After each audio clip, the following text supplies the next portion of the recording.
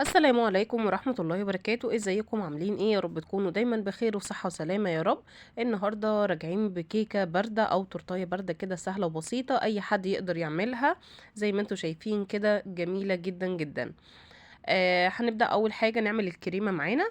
حطيت كوباية من الكريم شانتيه طبعا المتحدة، ومعايا كوبايتين من المية، واحدة متلجة واحدة ساقعة، ومعايا نص كوباية من السكر.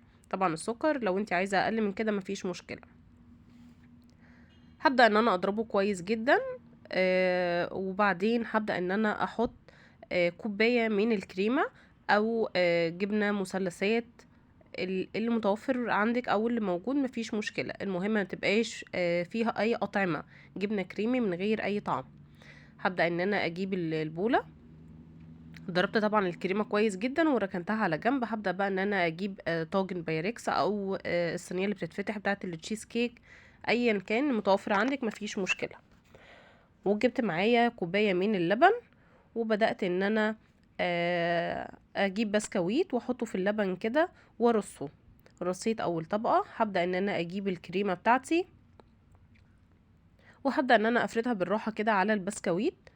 مش عايزينها طبقة يعني طبقة سميكة قوي، علشان احنا هنحط بين كل طبقة او طبقة بسكويت كريمة. هنمشي بنفس الطريقة دي لحد ما نوصل لآخر الصينية. حاجة سهلة جدا وبسيطة وباردة. يعني مش محتاجة بقى حطيها في فرن، ولا فيها بيض، ولا فيها اي حاجة. يعني لو اول مرة اصلا تعملي حلويات، حلوة جدا ليكي، ومتأكدة ان هي تطلع معاكي حلوة جدا. طبعا يا ريت لو اول مرة تشوفوا قناتي، ما تنسوش لايك واشتراك للقناة وتفعلوا الجرس على الكل علشان يوصلك اشعار بكل فيديو انا بعمله. ولو عجبك الفيديو ما تنسيش لايك وشير علشان يوصل لأكبر عدد ممكن. زي ما انتوا شايفين كده، بدأنا نرص الطبقة اللي بعدها. اي نوع بسكويت، مش شرط خالص بسكويت معين. زي ما انتوا شايفين انا مستخدمة كذا نوع بسكويت، مفيش اي مشكلة.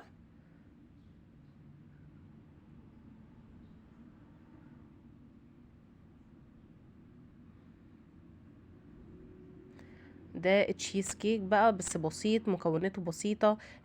ما فيهوش بقى كريمة لباني، ولا فيه باستري، ولا فيه اي حاجة. بسيط جدا، مكوناته موجودة بإذن ربنا في كل بيت. يعني هتقومي تعمليها على طول، وسهلة وبسيطة، وبتطلع معاكي بمنتهى الجمال. كمان لو عندك عيد ميلاد تقدري تجهزيها كده وتاخديها معاكي، حلوة جدا جدا. خلاص كده انا بعمل اخر طبقة.